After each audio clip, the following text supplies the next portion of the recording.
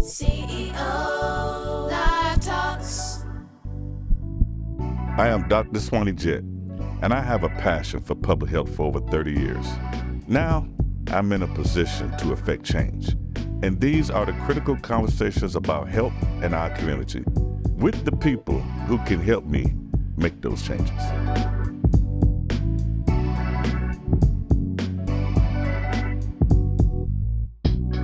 Good afternoon. Welcome to CEO Live Talks. I'm your host, Dr. Swanee Jett. Welcome to episode 2 with Senator Gerald Neal. So, at some point, you run into Dr. Harvey Sloan, Yeah. right? So that's an interesting one too. Let me get that one straight. So I'm in the law firm, Mm-hmm. and I'm very fortunate. I Making do money. yeah, but see, any money I make when you work for the law firm, it's their money, not Right. yours. Well, I'm sorry, but I was very fortunate in some work I brought in, and I'll never forget this. I went to Joe, and I said, Joe, I'll tell you what, you give me that so-and-so, I'll try it, and whatever I get, I'll split it with you. I'll never forget this. He looked at me, think about this. Yeah. He looked at me and said, I'll tell you what. He said, we'll both go and try that case. We'll split the money and remain friends. We shook on it, and we were lifelong friends until he left us. But that was the beginning of my investing with a friend of mine in building a black law firm. Okay. Because at that time, I don't know if there was one. If it was, I think it was like 2 or 3 people, something like that. Mm-hmm. So me and an attorney, Aubrey Williams, and myself became partners. And we brought in names like William McAnulty, who became a Supreme Court Justice, Hancy Jones, who was one of the first black prosecutors in the Western District, the federal district. We brought in fact, Denise Clayton at one time was affiliated with me and Henry Curtis at that time. She became a Court of Appeals judge. And I could go on with some accomplishments they did on their own, but the joy of having affiliated with and brought some of them new from out of college into our sphere. And then Bill McAnulty went on to become a juvenile court judge. And at that time, that's how I became assistant safety director for the city of Louisville. Mm-hmm. And on the condition that I could do it on contract. But just before that, Harvey Sloan was in. I was involved in Harvey Sloan in doing the community work, stuff that came out of the civil rights stuff, and et cetera. And then, for some reason I can't think of his name, came in after him, and that's when I became, I stayed over as assistant safety director. And keep in mind, this was at the time that busing was becoming really a big issue, and so forth and so on. So all these, you're making me think. I had to think about it because it made me, I remember when Dr. Sloan was the CEO for Park DeVoe and transitioned to be the mayor. And I'm like, it's interesting that now I'm here at Park DeVoe and I'm interviewing you. So how about that? It comes back full circle. Yeah. Well, we were good friends over that time. Things were in transition. It's strange during this period of time, mm-hmm. and going back to the civil rights movement that we spoke of, and transitioning to that particular point and doing the things aspirationally becoming reality during this period of time, we were so sure that this was a turning point, mm-hmm. that this was going to be a trajectory that's going to bring society together, that Black folks were going to be on a curve of development. It was just so encouraging. I could think back through that. It wasn't like something might not happen. It was like, it's going to happen. We're going to make it happen. Mm-hmm. And that was the attitude back then. Mm-hmm. And some of those people, even going back to Beecher Terrace, had their journey. And some of them, guess what, like William Gatewood, mm-hmm. who also a Beecher Terrace product, mm-hmm. who is now what? A high or top assistant with with city government, folks like that. And I look at this thing now, and I look at it and juxtapose it to what's going on right now. And I said, but then I go back to my study of history, because that's part of what I taught when I did adjunct work at the University of Louisville for about 10 years. And it's all in the context. I can see it. Yes. I can see it and put it into context. Right. So this is an interesting interview. Thank you very much for it. You got me thinking about stuff. Well, and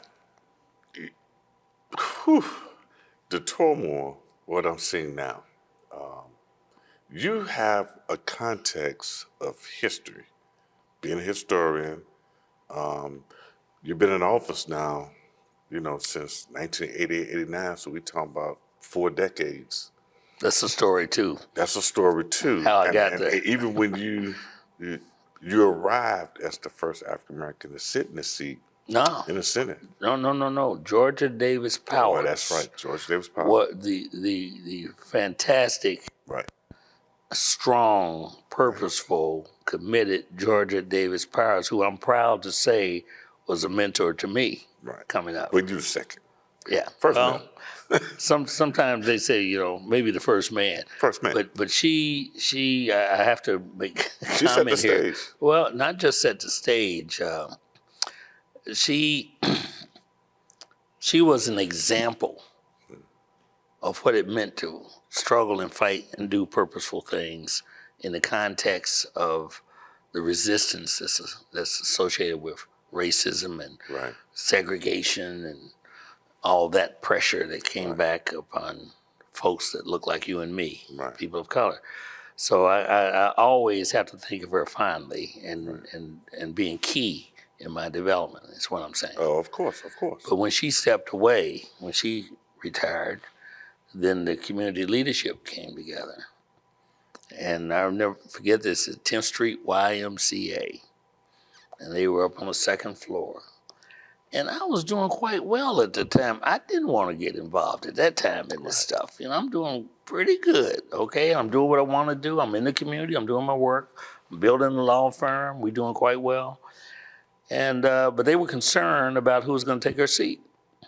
Rightfully so. So I would start getting the entourage. First it was individuals. Then I get an entourage. You need to go up and talk to them, because the deal was, whoever we select, we're going to throw all our collective strength behind them. That's a heck of a deal. That makes sense, though. Right. But I wasn't interested at that time. One time I had been, but not at that time. But what happened was, they kept coming for after about a couple of months went by, and they were interviewing people, I guess.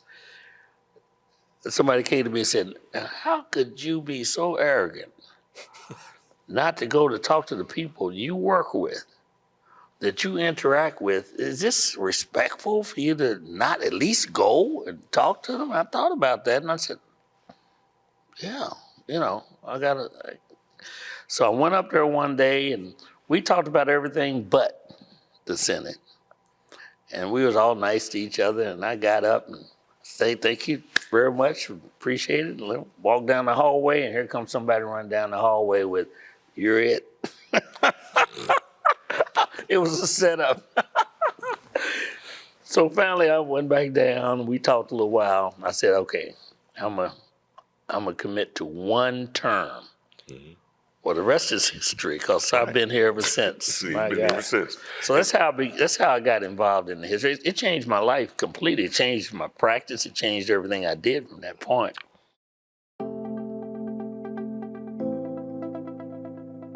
Hello, my name is Sierra Clark, and I'm the Chronic Disease Manager at Park Duval Community Health Center. Ever since I started at Park Duval over 9 years ago, I have been committed to helping patients live healthier lifestyles. I am currently serving patients in the Chronic Care Management Program, or CCM program. My team and I help patients manage their chronic conditions such as obesity, high blood pressure, high cholesterol, and diabetes. In this CCM program, you will receive several benefits to help you manage your health. We offer monthly telephone calls to check in with your progress and to assist you with any concerns, assistance with scheduling your healthcare appointments, and assistance with filling your prescriptions in a timely and convenient manner. We also offer many resources to help you with the barriers you may face with eating healthy, being physically active, or monitoring your conditions at home. For more information, visit us online at pdchc.org or visit one of our health centers. You know, I know you held your head on healthcare and civil rights movement and changing things in the law to help benefit African Americans. Well, all people. All people. But I have to think about how does it affect people that look like me. Right, I have to right. make that assessment. It always impacts what I do. Right. But you know what I found out? When I make that assessment, it also deals with all people. Correct. You following me closely? Correct. Because some people think that because you raise that issue, well, you know, you're dealing over in this corner. No. But the reality is, what I have found in life, if I haven't understood anything, what I have found is that all people, and I've traveled the world, from then, since then, they want the same thing. Correct. They want security. They want to be sure that they can adequately provide for their family. They want their children to do better than they did. They want to live in dignity, and they want to have a purposeful life. There's more to that.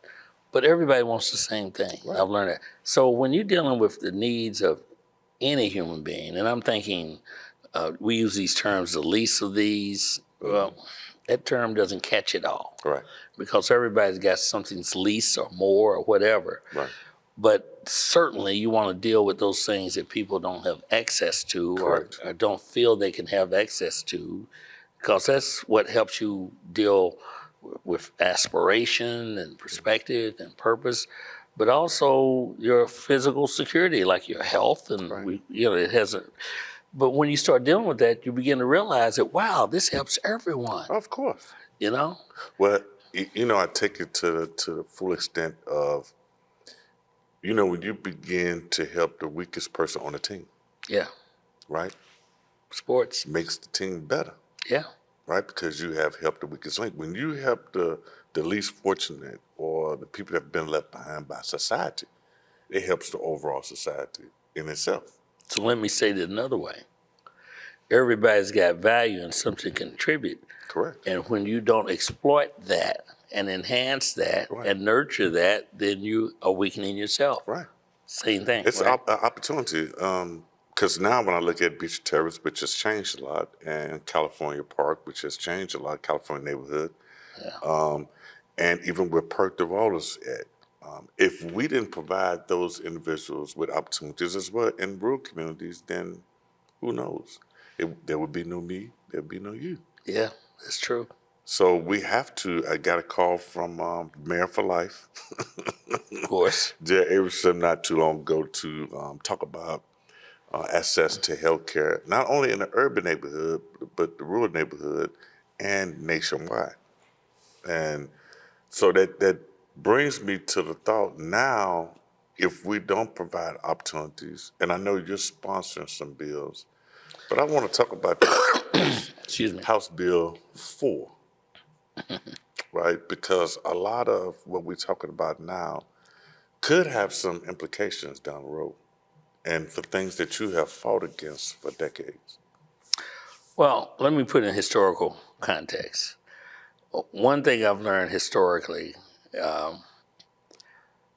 let's take it in the context of race in this country, which will take us to slavery, that period, that it is clear that for every movement forward, there's a reaction and a movement backwards. It's also clear that there's been progress notwithstanding. I see us right now pretty much in the period of reaction. Correct. Historically, it could be foretold. Its manifestation is more difficult to define, but it's not something that just popped up. Correct. Racism is still very much involved, but it's even more complex than that because everybody, whether you're someone of color or whether you're an immigrant or whatever, you have a journey. You have dynamics that brought you to that spot. Right. And folks have not arrived. It's a continuum, right? You're struggling through life. And if you feel that you're not, satisfied with what you think you should have in life, or you think someone else is getting theirs, or et cetera, there's that push and pull, and that opens you up for exploitation by those who manipulate folks politically, socially, and economically. And that's been the story of the world. Correct. So what we're experiencing now, I mean all people, no matter where you are in that spectrum, you're seeing those relative dynamics taking place, and then you're seeing those who manipulate that because they only have their moment and they identify with that other things that human beings have.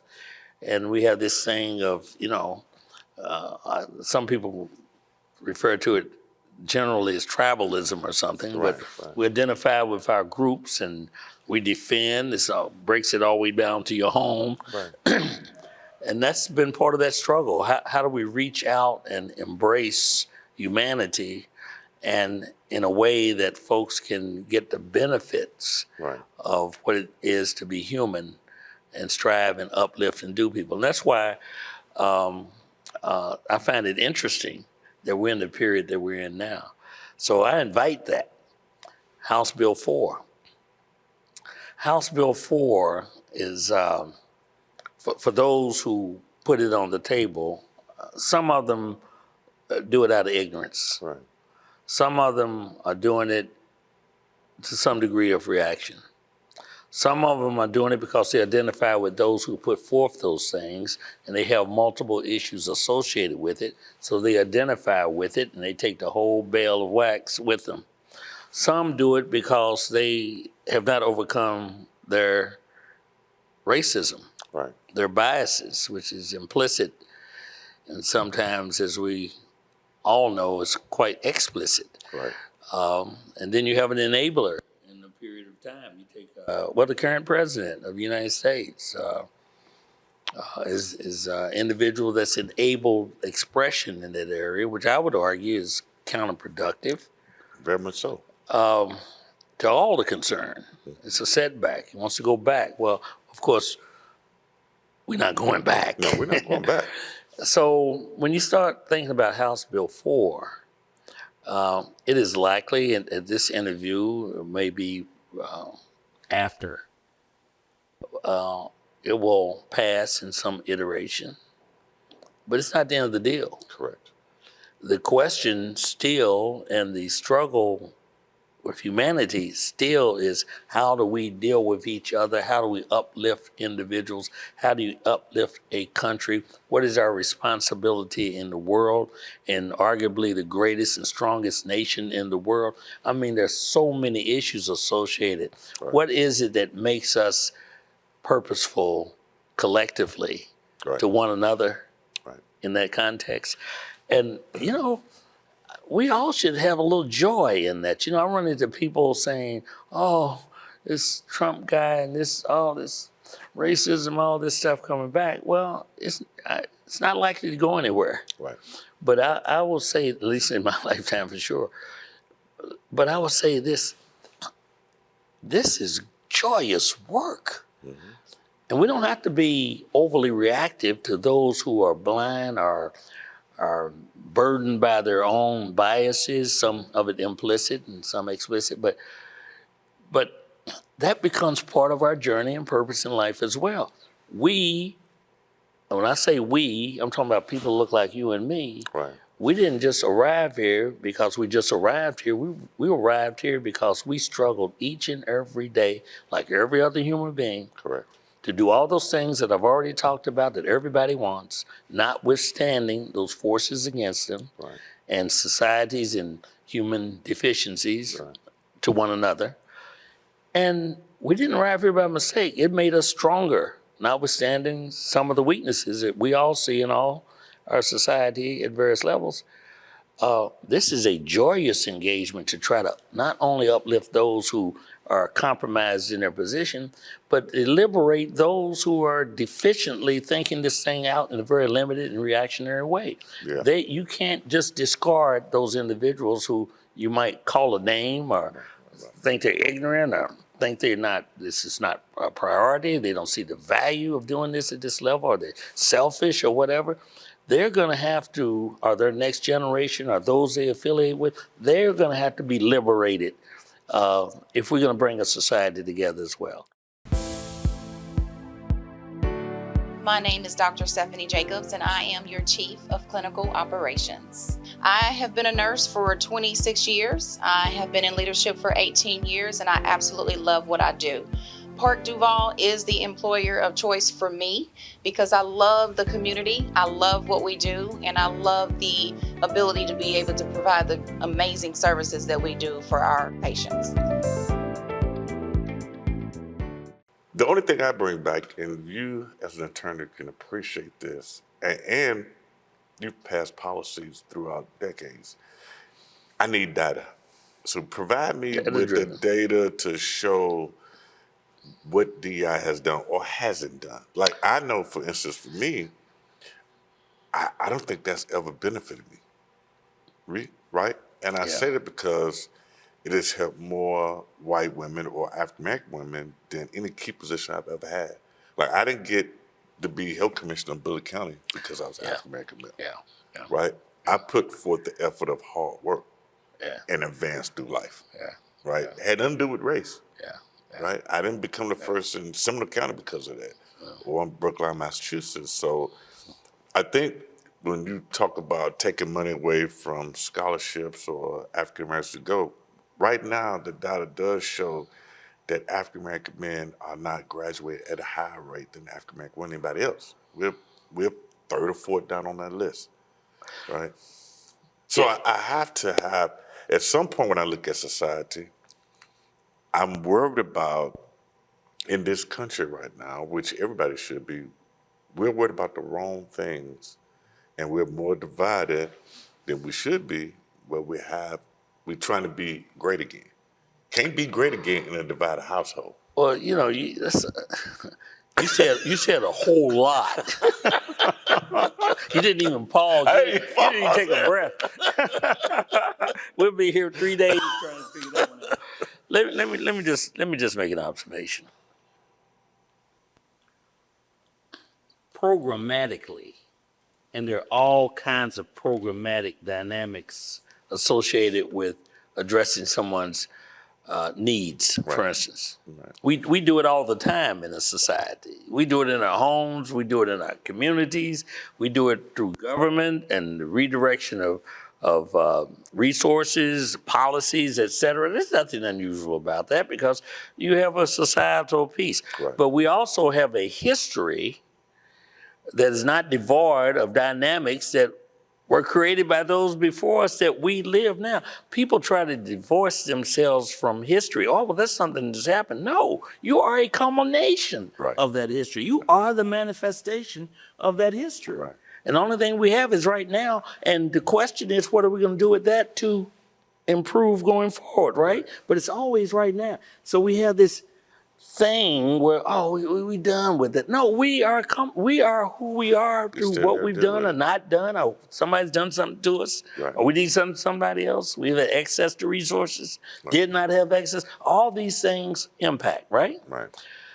You have these people talking about there's no such thing as, they use that term, structural racism. There's structural everything. Right. Society is structured. Right. I mean, that's the dumbest thing I've ever heard come out of a human being's mouth. Right. We set up frameworks for people to succeed. In fact, we set up frameworks that if you don't comply with something, we'll put you in a cage. Correct. And keep you there for a number of years. And guess what? That has consequences for the individual. Everything we do has some systemic or structural relevance. Right. For anybody to divorce that, that's the beginning of ignorance. Right. Anyone who says that things are perfect, we don't want to hear the raw or the bad side of something, think about what that is. That's perpetrated ignorance. I don't want to hear it. That you talking about reaction, you know? Right. I got to liberate my brothers and sisters that think like that. I take it upon myself. Some of my friends get mad, angry. Right. I get sad and motivated. So what I'm saying is that we can generalize about all of this and miss the mark, or we can home in and do things that are necessary to improve our lot because we are conscious of it. We take in the good and bad of it, and we structure dynamics that uplift and enhance a person's ability to succeed. And at least theoretically, you would think that advances all society, right? Right. Now we back to generalizing. So every time we break something down to our own little self-interest, it's easy to dismiss or discard and not understand the relationship of what you're doing. And then you can't dismiss the past because I've just stated, and it is a fact, that we weren't just put here like a puff of smoke. Right. We are the culmination of all those experiences and dynamics we cannot even see. So I did that because you put so much on the table. But here's my point. Right. Here's my point. It is demonstrated clearly that when you deal with a person's reality and you provide those dynamics that enable them to navigate in a way that enhances their ability to survive and advance themselves, that this so-called thing called DEI does that. There's no question about it. It is also important to understand that those who have taken the term DEI, and historically you find this all the time, they take that term and demonize it. This whole thing, which is manifested in all kinds of iterations, right? I've told you, it floats all the way back down to what we do generally as a society as well. Interest groups, the Italians, the Jewish, the Irish. I mean, look at history. I mean, this has happened throughout history. My point is when we get to that issue of race and somebody grabs it at this historical moment, it becomes part of that reaction, then they take your terms and turn them against you. They don't even know what DEI is. Think about it. Right. This society is founded on diversity. It aspires for people to ascend through it and gain access to capability, and we seek equity. And guess what? A society is setting itself up for discard and disruption by not emphasizing and welcoming inclusion, if you want to define those words that way. Or the other way to do it is to say, DEI, you are getting something you shouldn't have that somebody else doesn't have. Well, hell, everybody's getting something somebody else doesn't have. Right. You know, I mean, it's so. Well, yeah, it started with wealth. It's a reflection of the human limitation when they tie it to how they try to define what is purposeful for them to do in the world and who they identify with, as opposed to looking at the fact that we're all human. We should uplift and not suppress. We should not perpetrate ignorance. Right. We should not be dismissive. A life of dignity is important. We're not all experiencing it the same way. Correct. So why do you put your little thing out there and purposely try to deprive someone else? I got to help my brothers and sisters that don't understand this because they live it every day. Right.